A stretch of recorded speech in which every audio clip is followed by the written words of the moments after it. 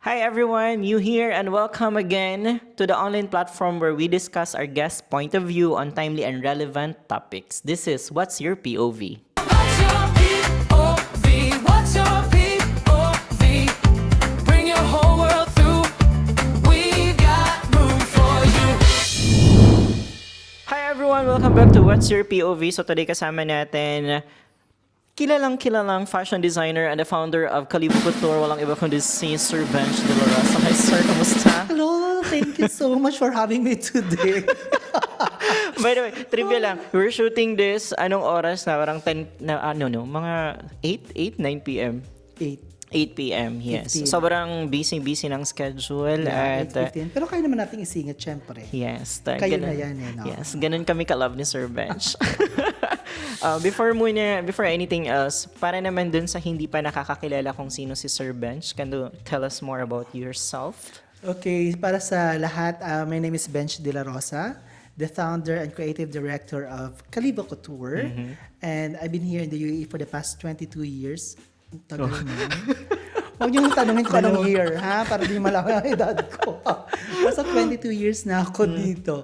And then, I've been working for many companies before as a fashion designer. Nag-start muna ako as finisher and everything. At ngayon, may sarili na tayong business, which is Calibo Couture. And this is something that I'm very proud of you and very exciting sa mga nangyayari because you are now organizing your own fashion show. Fashion. Can you tell us more about this one, sir? Yes, it's actually a fashion workshop. Okay, and cool. pasarela training for the kids and actually kids and teens that are really into fashion modeling. So you mean parang iti-training mo yung mga bata? Yes. Tapos may parang at the end of the day magpa-fashion show? Yes, yung parang Nice. culminating activity nila is fashion show, the actual fashion show, and they will be walking with the professional models. Okay, sir, the reason na nandito ka, welcome to What's Your POV? Ito na nga. Wala pa pala. So technically kasi our format, there's a particular topic that we're going to talk about and then gusto ko lang malaman kung ano yung POV mo on this topic. Kasi if we talk about POV, most of the time, ang mga tao hati about their opinion about this. course. So gusto ko makuha kung ano yung POV mo on this particular topic. Are you ready to the juiciest POV question? Do I have any choice? Wala naman. Nandyan ka na. Sige, ready na lang. Ayan. So, quote-unquote, the POV question is, what's your POV, sir, on friends who use the friendship card to ask for discount or freebies? Where do we draw the line? Yes, actually, when it comes to business and friendship, dyan talaga tayo nagkakaroon ng problema minsan. Kasi, as friends or family, they are the first person na inaasahan natin to support our business, right? That's correct. Oo. But, bilang Filipino, parang nagkaroon na rin ng connotation na, kamag-anak mo naman ako. So, Yes. friend mo naman ako. Baka naman pwedeng ganyan-ganyan na lang. So, actually, they are not supporting you at all. It's okay if paminsan-minsan, once or twice, or at least they will promote you. Pero minsan kasi parang abuse yung nangyayari. Or shall we say, ginamit, na-use ka lang para mapagbigyan ka ng needs for that certain event na kailangan nila ng outfit.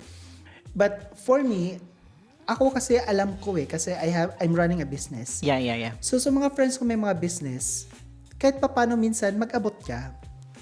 100% Kahit hindi man agree. siya same rate as the regular clients, but at least Pero sir, did something. for me no, kasi ako naman may POV naman, it's your rate. So I guess people should respect your rate also. I think the next question would be, kasi di ba you mentioned na hindi rin okay, let's Yes. di ba? Let's be realistic. Hindi siya okay. Realistic, hindi siya okay. Kasi at the end of the day, it's a business, di ba? So, hanggang kailan yung parang okay pa? Then hanggang kailan yung parang you will say na, wait lang best, ano muna, preno? Ako parang mga twice. Oo, tapos may time na minsan ako kasi parang for example, I'm having my event Okay. this month. Humihingi lang ako ng favor sa mga taong humingi din sa akin ng favor before. And then nakakasad lang kasi minsan yung hinihingian mo ng favor na nakahingi sa'yo ng favor noon, yun pang hindi makatulong sa'yo. So parang ang sad, di ba? So sabi ko, tinatanong ko rin yun sa sarili ko, until when ako magganito? Kaso lang minsan kasi parang hirap humindi kasi may experiences ako before na bigay ka ng bigay, okay ka, diba? Once ka lang humindi, parang ang sama mo ng tao. Oh. Parang once ka lang humindi, parang ang sama mo na. So sabi ko parang minsan ang hirap niyang mag-stop. Pero pag may money involved na like, for example, a new outfit, parang ganyan, so I need to pay the tailor. And I think, Sir Bench, kasi if The we talk bills. about, di ba, help, let's say for example, kung if it's about help, dapat may balik. Hindi naman siya something that you're actually expecting na babalikan ka. Pero in the times na ikaw na yung makailangan, you're also expecting At that least. the other party will also help you. Sanang ganun. Pero, bibihira lang yun nangyayari. Tapos minsan pag wala ka pang, syempre as friend mo rin, Oo. parang pag di mo pa konsensya, ganyan, na, sige na, kung ano, humingi ka rin sa akin ng ganyan. So parang wala pa, pero dinadaan ko lang sa joke. Mahirap nga. Oo. I guess, gusto ko showbiz question. I don't know. Go. willing ka magbigay. So, you mentioned na gano'n na nga, may mga situation or whatsoever. I think the best question would be, meron na bang friendship na talagang bugs, naputol because of a certain asking too much discount or asking too much freebies? And when you say no, parang they feel bad na inano na. Actually, hindi talaga siya naputol. Kumbaga, ako yung parang naglaylo. Parang so ganun. you distance yourself. Yeah, but not really burning the bridge. Civil pa rin, Ganon, yes. oo. Dapat ano tayo? Hindi ko talaga siya, hindi na kasi di mo ako tinulungan, blah, blah, blah. So, Walang bad blood. end lang? ng friendship na tayo, parang ganon. Wala naman. Parang, laylo lang. Pag nag-request ulit, parang, pasinson ka minsan. Unlike before na, pag nag-message, reply ka agad. Agad, ganon. parang eager or something. This time, parang, sinson muna, tapos matagal yung reply. Parang unti-unti, lalamig naman na yun. Pero at I least, see. you don't burn anything. Tsaka, sir, siguro, wag na, sorry for using the term, hindi naman tayo magiging hypocrite nun because sometimes, we do freebies naman with other people which we feel we gain something from them. Of course. Diba? It's business. Oo, diba? It's Parang business. collab or whatsoever. Pero the question is, like, ano ba yung contribution ng tao sa'yo para ikaw give pa rin ng give? Kasi dapat balance siya Yes, oo. At least, kahit papano sana kung friend mo siya and then he or she is asking a favor most of the time, at least man lang sana may mga nabibigay din siya sa yung client. Exactly. So it's fine. It's totally fine. Tulad ni Ito lang nga. Charot lang. Siyempre walang name drop. Wait lang. Seatbelt. Kasi sir, actually, napanood akong, nag-viral siya na din, parang story sa online na nag-open siya ng coffee shop. Tapos, parang hindi siya sure kung talaga may bibili sa kanya or whatever. Pero nabigla siya. On the day of the opening, pumila lahat ng mga friends of friends niya. Tapos, bumabayad talaga. Kasi as per those people, that's how they support daw the business. So, ganun siya na style talaga. So, kung babalik ako dun sa POV question na where do you draw the line? Like, let's say for example, na parang na-foul na. Paano naman makabawi? Like, for sure, you're a kind of person din na hindi naman nagsha-shut ng door. Oo, So, meron yung question, naman. paano yung bawi? Meron naman. Yung halimbawa na parang, kumbaga sa isip ko parang, naka-red flag na yun sa akin, yung taong yun, ganyan. May time naman na pag nagkita kami in public, ay, me! Kung sinong tumatawag ng me sa akin, isa ka na dyan. Me! May ano pala ako, ganyan-ganyan. Okay to magbayad. Damitan mo siya, ganyan-ganyan. So, parang referral okay, basis. nakabawi naman siya. So, parang, okay. Parang, nag-gain mo ulit yung trust ko. Parang ganon. So, may mga ganon naman na mga instances. At least, yun, talagang hindi mo siya inaway or what. So, may possibility pa rin na mag-connect. Or ito sir, how about situation na o let's say for example, bumawi. Tas biglang nanghingi na naman pala ng something. Alam mo yung parang mga type of person na parang bumabalik because they need something from you again. Eto, may kukwento talaga ko. Eto yun May pinaalala ka sa akin. May isang, Pinoy natin na din, syempre. Okay. Paano ko masabihin na hindi talaga mag-blind item? Ganito, may event sila. Okay. Ang bukana niya sa akin, Me? May papadamitan ako sa'yo. Kailangan nila ng outfit na gito ganyan for a certain event. Okay. At before pa pala niyan, me, invited ka sa event namin na kasi ano to, for VIPs and blah blah blah. So, you're one of the invited guests. Okay. At magdala ka ng +1. Ganon. So, okay, sabi ko ngayon, sige, kailan to? Sinada yung invitation. Okay. VIP, Bench de la Rosa. Tapos, nag-okay na ako. May follow-up after few minutes. Me, kailangan pala ng outfit nung parang usher. Ganyan, 2 outfit. Tapos, ito yung nakita namin sa atelier mo before, send photo. Sabi ko, ay, wala na yan. Yung outfit na yan is napili na ng kliyente. Even rental outfit yun siya. Pero may mga kliyente kasi pag na-rent, bibilhin na para hindi na siya magamit ulit ng iba. May mga ganon. So, nabili na siya. Pero sabi ko, kung gusto nyo, pwede tayong gumawa ng bago na mababa lang yung cost. Okay. At ganyan. Of course, makes sense, di ba? Oo, Na, at least gagawan kita ng bago. True, At kung true, ano true. talagang gusto nyo, para Tsaka sa event nyo na... First na makikita dun sa taong yun. Yes, sa event nyo na quote-unquote elite. At least bago. Oo. Sabi, sige, balikan kita. Hindi na ako binalikan. Oh. At hindi na rin na-follow up yung invitation.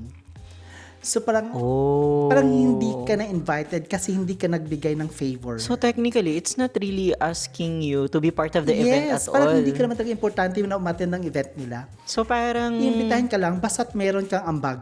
parang Ganon. indirect way of asking sponsorship. Yes, oo. So, you doesn't matter whether you are there or not. So hindi genuine yung invitation. Yes, that's Kasi it.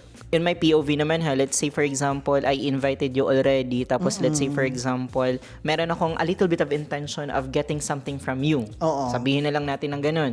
Realistic, may mga ganun naman na situation. Oo. The moment na hindi ko nakuha yung gusto ko sa'yo, Oo. well, in my POV, hindi ko ika-cancel yung invitation kasi... Oo, na-invite mo na ako, di ba? Yes, oo. Pwede naman i-share to, no? I-share ko siya, tapos itag-tag ko siya doon. Char! Hindi, alam mo sir, kasi before when creating events, nung mga awards events namin before yung, alam mo na yun, 50% of our invites are fresh invites because we feel like these people, gusto namin makita nila kung ano yung mangyayari dun sa event para in the next na event, Yes. pwede namin silang masabihan na, uy, support kayo dun sa event Yes, namin na really. inattended nyo before. Yes. So, ganun ako magplanta. Pero yung parang mag-i-invite ako ng someone tas just because hindi ko nakuha yung gusto ko, medyo off naman yun siya ng Oo konti. naman. That's sad. Oo. Ang dami nangyayaring ganyan sa industriya natin. Oo. Yung question kasi ng POV is about friendship. So technically, these people are not friendship. Are you Friend. willing to... friend din? Friend. Oh. Oo, friend siya. Naging friend ko because of in one industry. Ano na, Yeah, we're connect moving in na one talaga. industry. So, na-connect na, naging friend na, ganyan. And then, yun na, nagka-event. Okay, so I guess my next question is, how do you say no? Paano ka magsabi na parang, me... Sa friend yun na. Oo, like Kasi how sa do friend you na yun. refuse? How do you refuse situation na sorry, hindi ko kaya O, ganun? sa friend kasi medyo mahirap mag-say no talaga. Oo.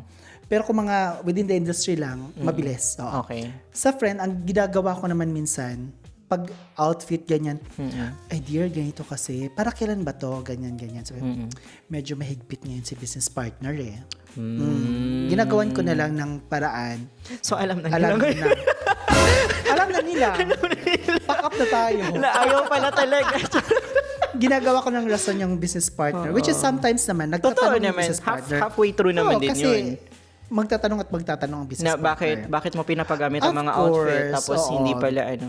Or minsan makikita niya in one event, ang daming, syempre magpo-post yan sa Facebook lahat-lahat. Ay, outfit namin to, ito. Ay, Bakit magkano lang yung pumasok? Sorry, may biglang pumasok na question sa isip ko. May hiniraman ka na ba ng outfit tapos hindi binalik? Meron. Really? Meron. Actually, last January lang. Oh. Tapos, hindi talaga siya nag-reply. Oh my God. Actually, responsive client at twice Pero- na siya nakapag-rent. Pero piniflex pa rin yung outfit online or paano ba? Na-flex. Oo. Oh my God. Dati na siyang kliyente. Nag-rent na siya. Oo. Okay.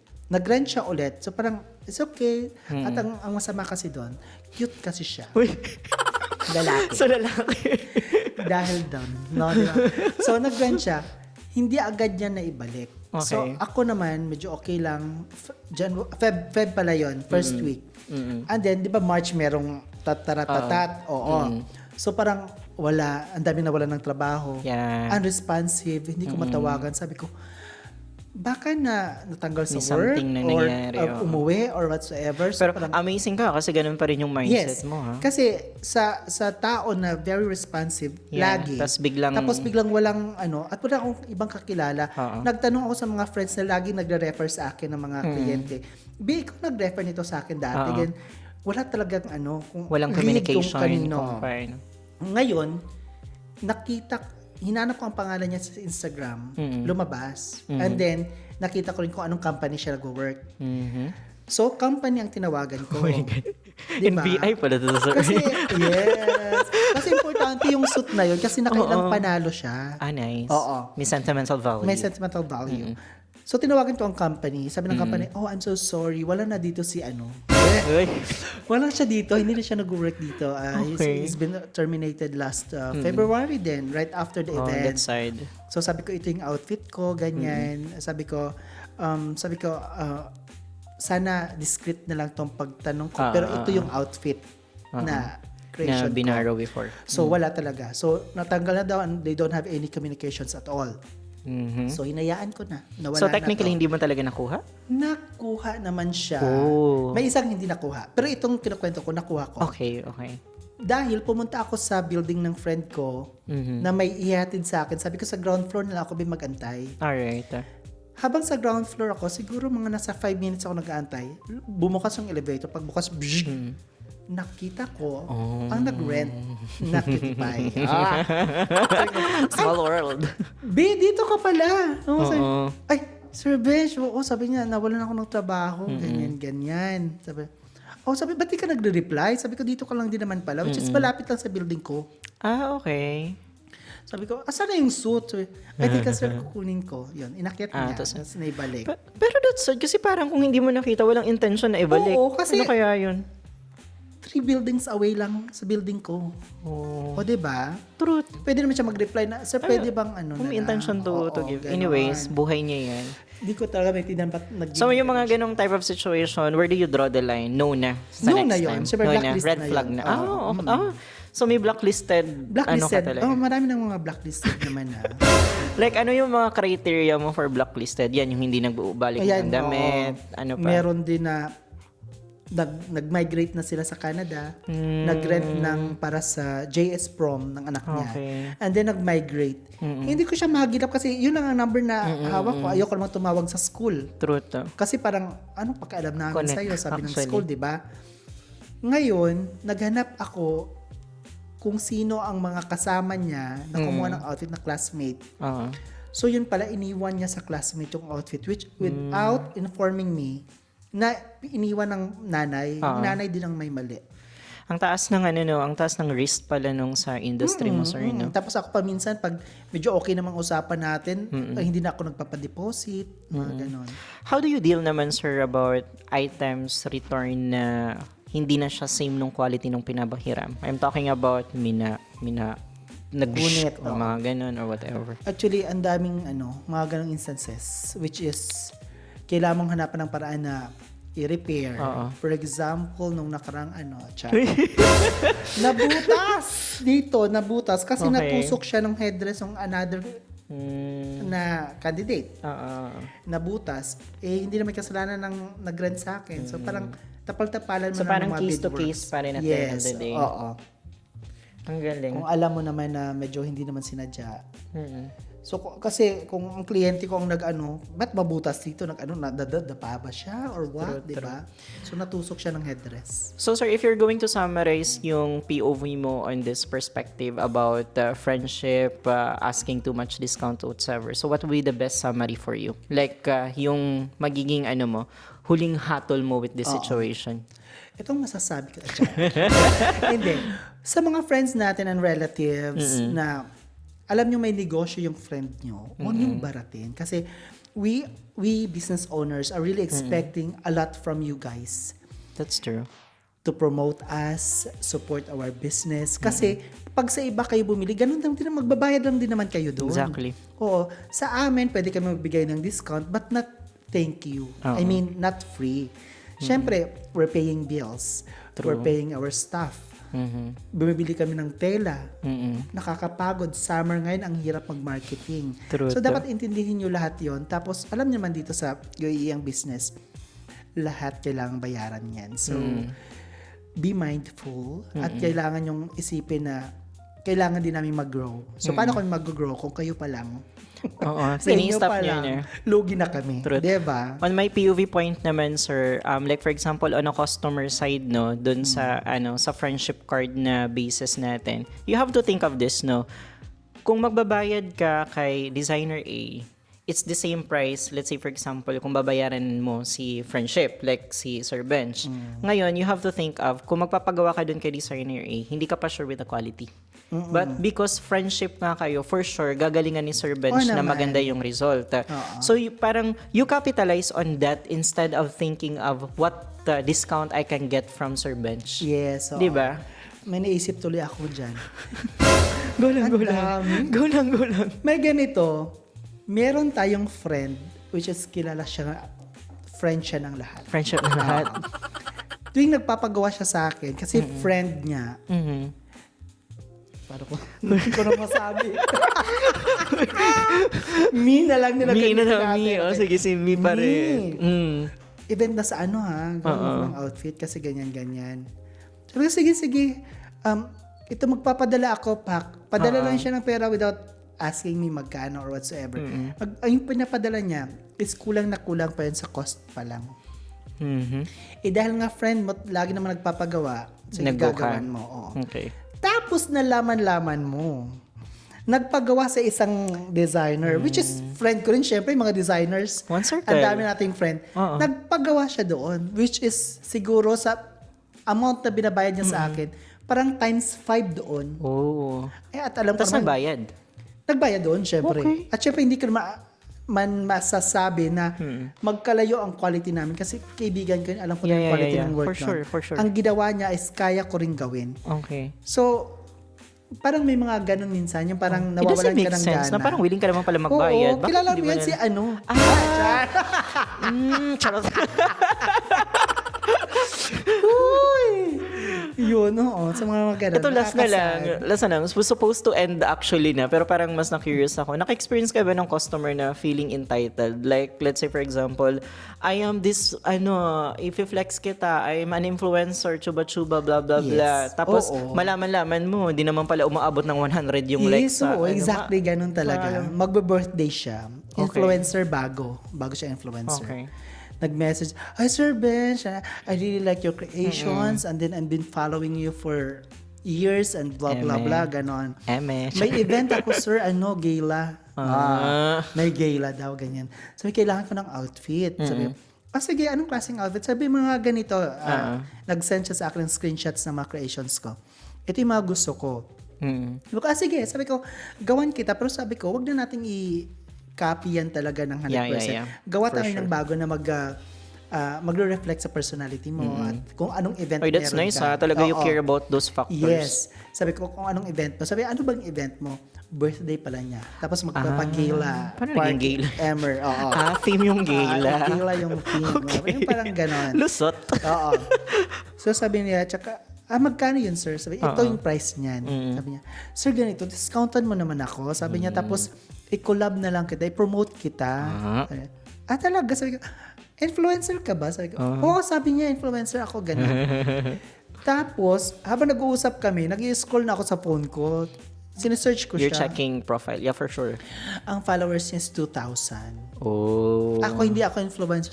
Ang followers ko, 10,000 that time. So, paano ko may promote nito? Mas marami pang followers. Though hindi naman natin sinasubjective ang influencer sa number of followers and the Yes. numbers of engagement Pero, din. the audacity, Hindi, i-promote siguro na lang kita. siguro na lang sir no, magpaka-honest na lang na that my budget is this, Oo. siguro not using the influencer. Or kung brainy siya, pinakita sa yung listahan ng mga guests. Yes. Or di kaya parang ito yung mga capacity of the people that At welcome. isa din yun, nag-imbita din siya nung hindi na-approve yung outfit niya, hindi na rin ako invited.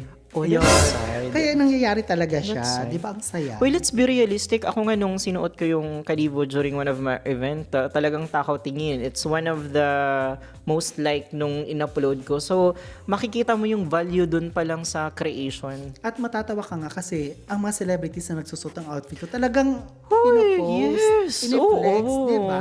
At hindi lang one time, two times. Nakikita ko oo. nag-story pa, Nakilala nag-reels nyo yan, talaga. Oo. So sabi ko, ito talagang iba, yung iba talaga yung mga entitled talaga, sobra. Pero hindi natin maiwasan kasi may mga tao talagang ganon. I think the thing kasi, sir, parang you're so humble kasi enough na parang reachable ka in a way. Oo, You get my point na parang easy to mingle, kaya Oo. siguro naabuso din ng very Kaya nga light. minsan, iniwas-iwasan ko na rin yung makipag lumabas ng madalas. Dapat kasi may secretary ka, hindi pwede makipag-usap sa'yo. Doon ka muna.